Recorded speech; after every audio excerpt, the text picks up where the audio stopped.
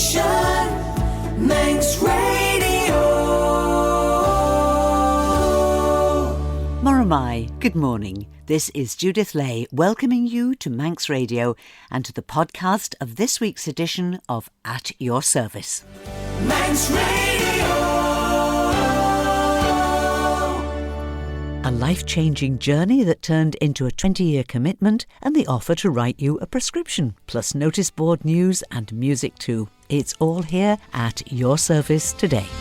All the nations, they will come, holding broken chains above their heads, singing we have overcome by the blood of the Lamb.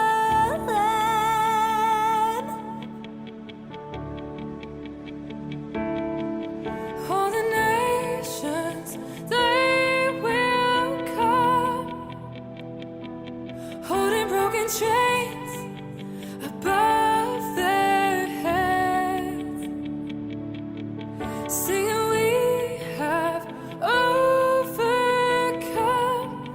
by the blood of the Lamb.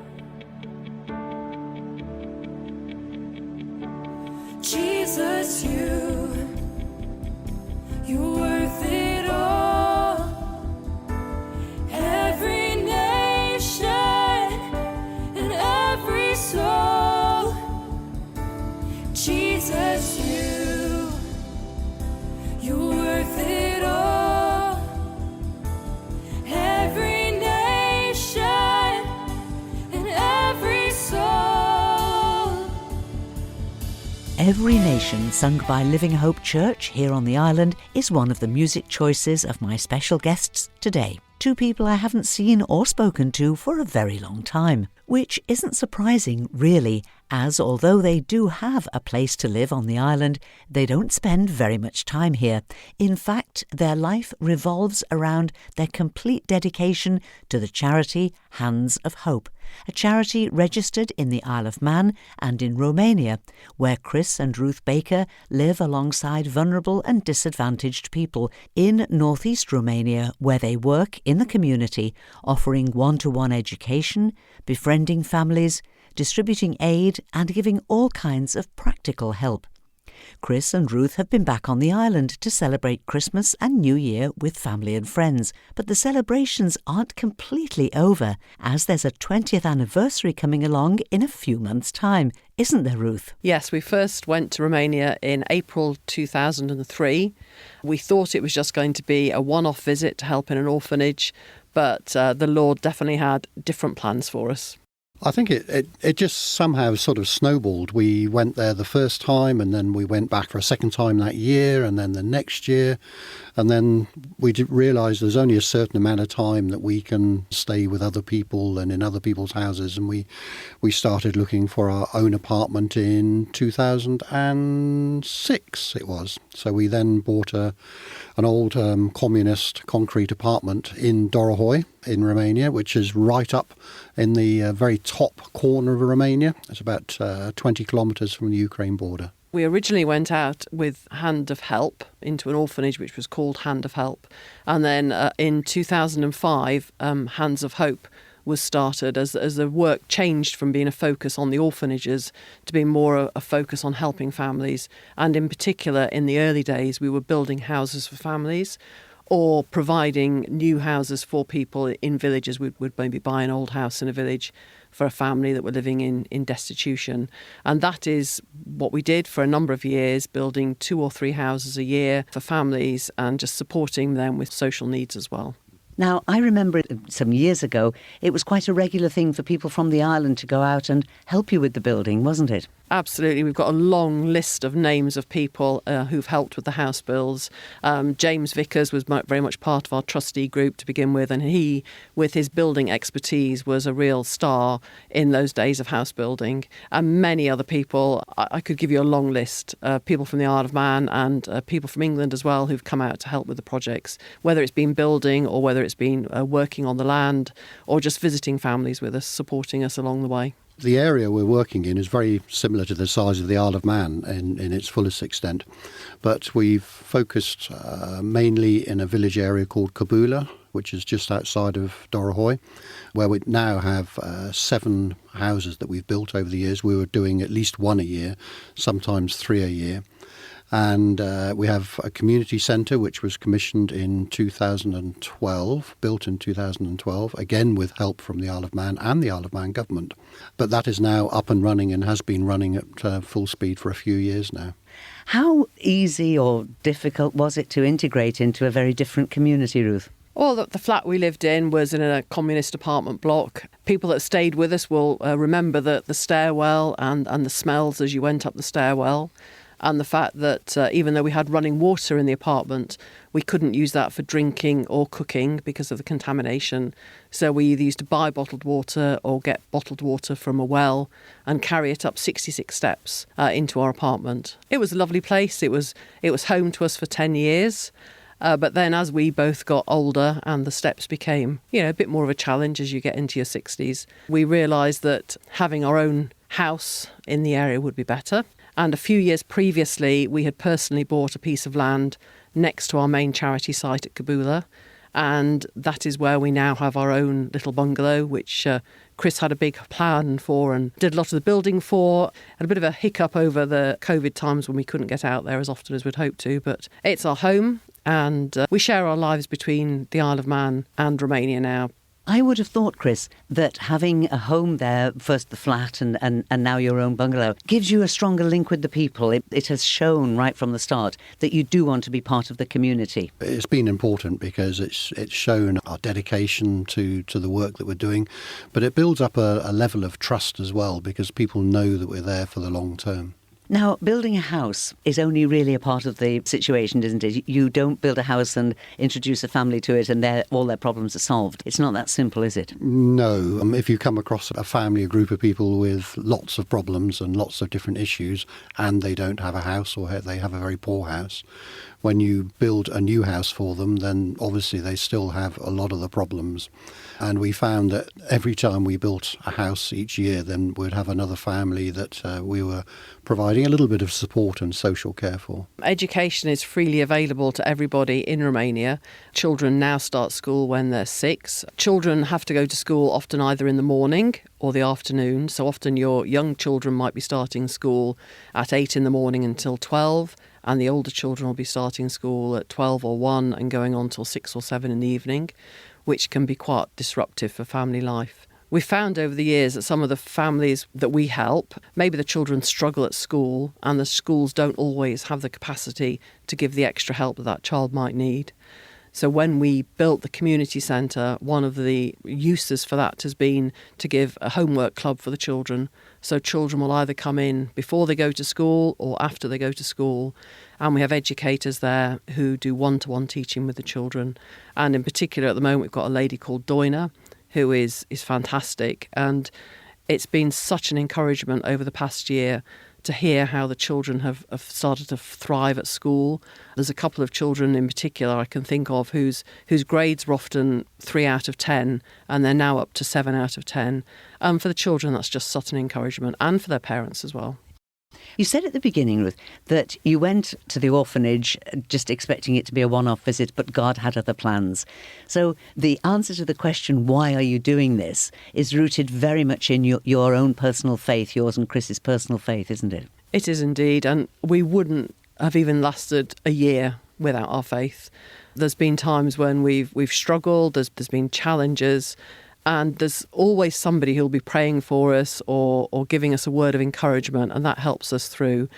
We've seen the Lord's hand on us just in how we've planned trips and what we've been doing and what we've thought we might do, and then something else has happened, and it's not always our thoughts and our plans, but we hope it's the Lord's plans each time. And He is with us every step of the way. We wouldn't do it without Him.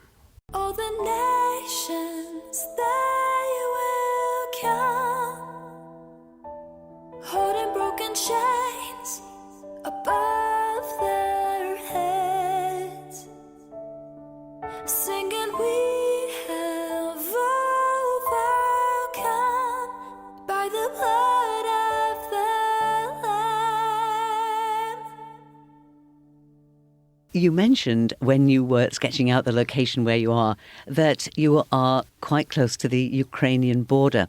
That's correct. And who could have imagined when you started going out there 20 years ago how significant being close to the Ukrainian border would be? I first went to Ukraine in 1990 for a business trip, and I think that probably was the thing which opened my eyes to poverty in Eastern Europe, and I was just couldn't get my head around the fact that there was this poverty existed so close to where we were living and so close to where we have this idyllic island life. So that was what first sort of piqued my interest.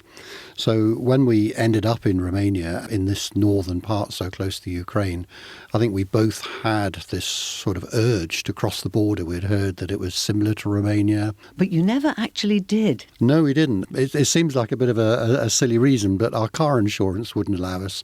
We could have borrowed another car or gone with somebody else, but our lives were very busy. And every year, I think for probably 15 years, Ruth would approach the insurance agent and ask if we could have an extension or an exception, or maybe just pay extra for a day or a week. And eventually, I think the insurance company said to us, which part of no don't you understand? But it changed, didn't it, Ruth? It did indeed. Last year, the Pajero, which Chris and I had owned personally, became more elderly and needed more repairs, and we realised it was no longer fit for purpose. And we realised that taking the vast amounts of aid to Romania was no longer needed because we can buy more things in Romania, and also the costs of transport, travel, ferries, hotels along the way, was quite significant. So we were very thankful when a donation came to Hands of Hope, which enabled us specifically to buy a new car for the charity. And we decided that this car would be based in Romania and owned by Lumina Pentru Copii, which is our Romanian side of the charity, which we have to have because of the properties and the work we do there. So we have a separate charity in Romania. So in February in 2022, we started looking around and trying to find a car, and it needed to be second-hand. We couldn't afford brand new, but second-hand, but a good quality, ideally with 7 seats, so that if we needed to take somebody around, we've got space for people. And through a really good friend, Peter Forderman, who used to do the TT commentary for Manx Radio, and he's in Germany now, and he helped us to find a car, and we picked it up from the agent on February the 14th, 2022. And as the agent gave us the paperwork for the car that we needed to transit across Europe and then import it into Romania, we noticed on the insurance green card that green box for Ukraine was ticked, so we could drive into Ukraine. And we both sort of looked at each other across the table and said, oh, look, we can go to Ukraine now. And obviously the news was beginning to bubble up about the unsettled state of Ukraine. And as we drove into Romania, we drive very close to the Ukraine border, still not really thinking that we'd be going into Ukraine, I don't think, but we were sort of very aware of the situation. And then a few days later, we had our son and daughter-in-law and grandchildren visiting us for half term. And that is when the war was declared. And as we took them back to the airport, we could see already there were refugees were beginning to leave through Romania. They'd come into Romania across the border and they were leaving. And that was just 2 days after the war had started. A few days later, all the paperwork was finished for the Volkswagen Caddy, to be plated with Romanian plates and all legal and official and owned by the charity there. And we could drive into Ukraine. So all those years that we had wanted to go to Ukraine, but the Lord didn't need us to go. And as soon as he needed us to go, within days, we had the vehicle that we could drive across the border and into Ukraine. The first time we went across into Ukraine, that was with a pastor friend of ours from Romania who had organised all the paperwork. So we went with a convoy of 7 other vehicles, I think it was, to a local church who was organising aid to be transshipped further towards the front, which was about 30 kilometres inside the Ukraine. So not very far in, but far enough. So we took in high-protein food, medicines, and donated that into a warehouse where it was going to be distributed. After that first time, we realised that this was not much different from what we used to do when we were going into Romania in the early days with all the paperwork that was involved. And it was not long after that we made our first trip in with just the 2 of us. So have you formed direct links with people in the worst part of the country? Yes, we have. And Ruth especially is gifted in this area. Many WhatsApp groups, many Facebook groups, families, individuals, churches, doctors, lots and lots of people that we're in direct contact with. And the advantage of that is that the funds that are raised both here on the Isle of Man and in the UK, we use those funds in a very direct manner. So we speak to people and we say, next week when we're coming, what do you need? What is your most essential item? What do you actually need this week? And then we can source that locally, or sometimes we need to maybe go into Germany online and buy stuff in other European countries. But because it's in Europe, it's fairly transparent. And then when we get a load together, we do the paperwork. Gail, our administrator, who's been with us for many years now, does a whole load of paperwork that is needed to get the stuff into Ukraine, and we do the business. I think everybody we speak to wants peace in their country and wants to be able to be home in their country. We saw that as well when we were helping refugees a number of years ago, and the Syrian refugees coming across. Many of them saying, we don't want to be away from home, we want to be at home. And that is the heart's desire. They're very patriotic people, got such a heart for their country, and they have a great determination that they are going to resist this war, and they are going to come out of it. It's very clear they have great feeling for their country.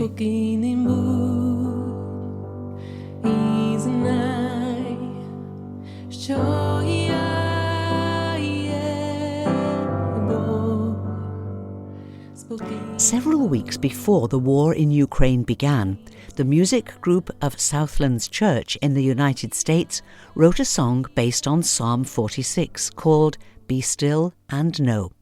After war was declared, and with help from Ukrainian friends, the group recorded this version in both English and Ukrainian in the sincere hope that it delivers peace, comfort and encouragement to the Ukrainian church in ways that music uniquely can.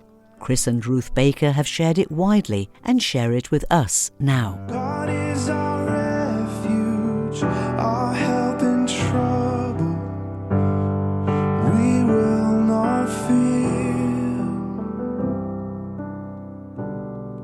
We will not fear. We hear your voice above the storm. Be still and know that I am God. In January, I think it was, before we came out to Ukraine, we had a prophecy spoken over us. And there was a couple who said to us that your tent pegs are going to be stretched wider. And at the time we thought, we're just so busy at the moment. We're just so busy with what we're doing. Please, is there another Chris and Ruth in the room that this prophecy's meant for, and not for us type of thing? And soon after that, I had another picture given to me where somebody said, Chris, I see you with lots of shopping trolleys. And I just hear God saying, don't worry about how much you give out. God will always fill the shopping trolley. Trust me, the last few months we have seen a lot of shopping trolleys, and our tent has certainly been stretched wider than we could ever imagine. We are your people, your holy city. We shall not be moved, no, we shall not be moved.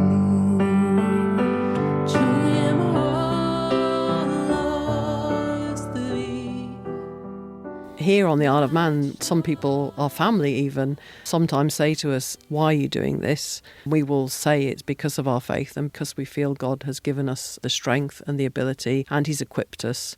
When I first went out to Romania 20 years ago, I felt very inadequate. I didn't feel I had anything to offer. And I think, from that, we just said to God, here we are, use us. And he is doing that. And I think I'd also say that to anybody who thinks I can't do it, if you've got the Lord with you and in you and helping you, you can do it. I think one of the Bible verses that is from Deuteronomy 31:6, and it's so, be strong and courageous. Do not be afraid and do not panic before them, for the Lord your God will personally go ahead of you. He will neither fail you nor abandon you. And we can see that so much, that he has gone ahead of us and prepared the way. He has put us in that spot in Romania. He did give us the car that we needed to take into Ukraine.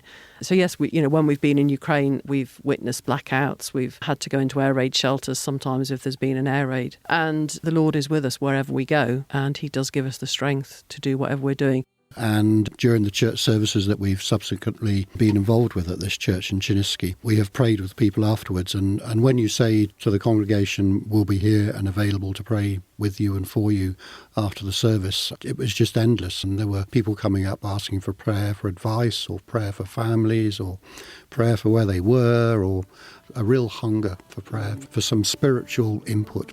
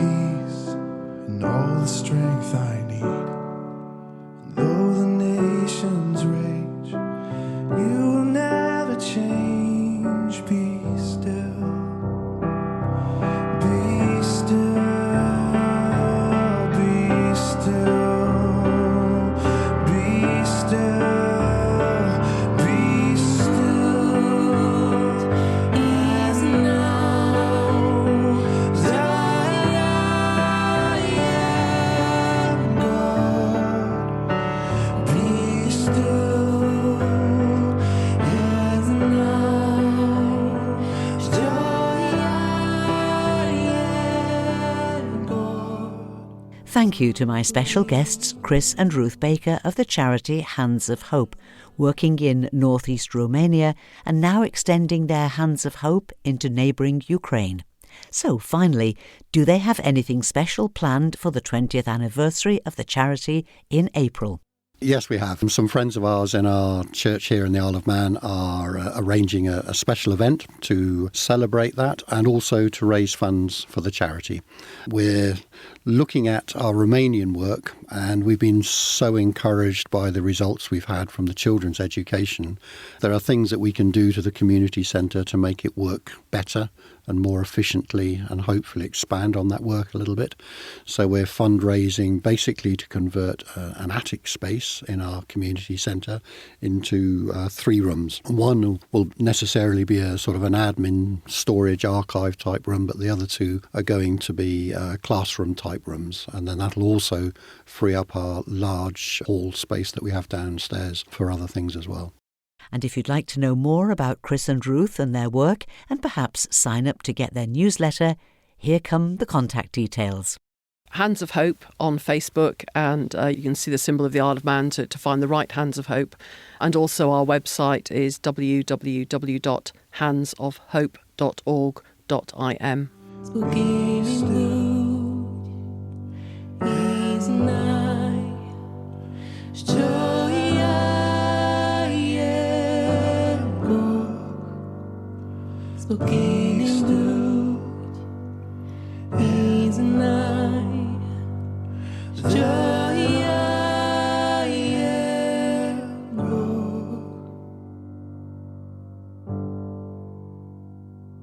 It was the writer and intellectual giant C.S. Lewis who said, "You can never get a cup of tea large enough or a book long enough to suit me."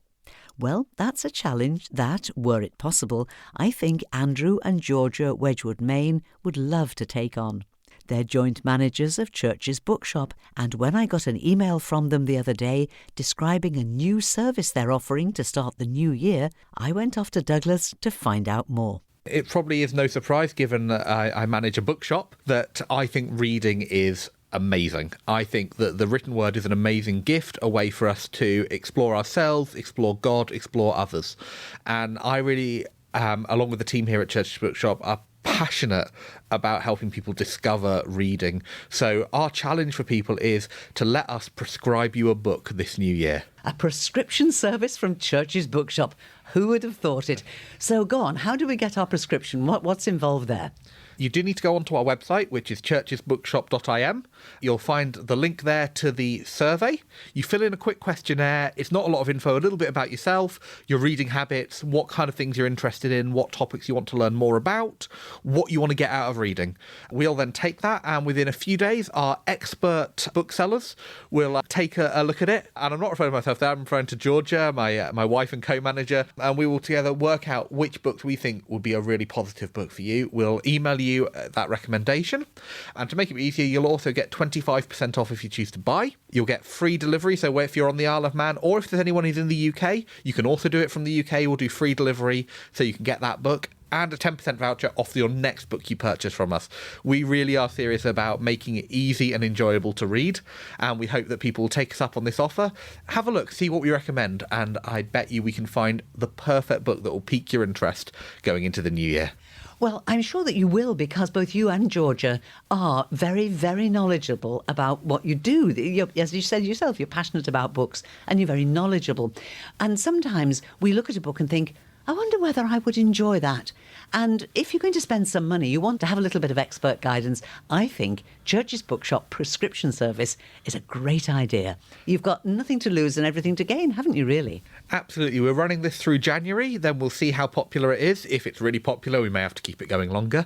So really encourage you, again, get onto the website, churchesbookshop.im. If anyone's listening doesn't have access to the internet, come talk to us in the shop. We'll find a way to do an offline version as well. Caters for everybody. Andrew, thanks very much indeed. Thank you. And a very happy new year to you. Happy New Year. So, the short survey is available on the website churchesbookshop.im, and you'll get your prescription for a book after you've completed and returned that. But, as Andrew said, if you don't have internet access, pop in and have a chat with one of the team, and you'll find Church's Bookshop tucked inside the side entrance to St Thomas's Church in Finch Road here in Douglas, and they're open from Monday to Saturday from 11 a.m. to 5 p.m. And now it's notice board time, and we begin with a reminder about Shivesha Nolik, the Manx Language Christmas service organised by In Cheshire Gilgach, the Manx Language Society, which is this afternoon in Lizère Church. That's just by the War Memorial on Lizère Road, about halfway between Ramsey and Selby. This is a great opportunity to hear familiar carols and readings, all in Manx. It starts at 3 o'clock and will be followed by refreshments, with a warm welcome for all. Friday the 13th is the day for a soup lunch in Port St Mary Methodist Church. Lunch is served from noon till 1:30, and then there'll be a crafternoon from 3 o'clock onwards. Bring along your own handicrafts or come and learn something new from those on offer. That's all this Friday in Port St Mary Methodist Church. Next Saturday, the 14th, A Crown of Praise is a new mini-series of mornings exploring the life and poems of George Herbert. This first session is called Joy and Delight in God. It's at our retreat house in Peel, Tide of A, House of Life, and it's next Saturday morning from 10 till 12:30. The morning is free of charge, but if you're able to make a little donation, that would be much appreciated. There is the option to stay on after the morning session for a lunch of homemade soup and bread, fruit crumble for dessert and hot drinks. There is a charge for the lunch, and you can book your place for the morning via the website retreathouse.im or by phoning 609 299 609 299. And finally, next Sunday, January the 15th, there's a special Epiphany Evensong with Epiphany carols and readings. It's in St Mark's Church next Sunday evening at 6:30, and there'll be tea and cake to follow. And that's all that we have time for now, but I'll be back tonight at 9 o'clock for Sundown, easy listening music to round off your weekend, and I'd love you to join me if you can. Do please email me if you've got items for the notice board, judithlay@manxradio.com. So, till whenever we meet again, this is Judith saying thank you for listening, and I wish you and those you love a blessed and peaceful week, and a very good morning.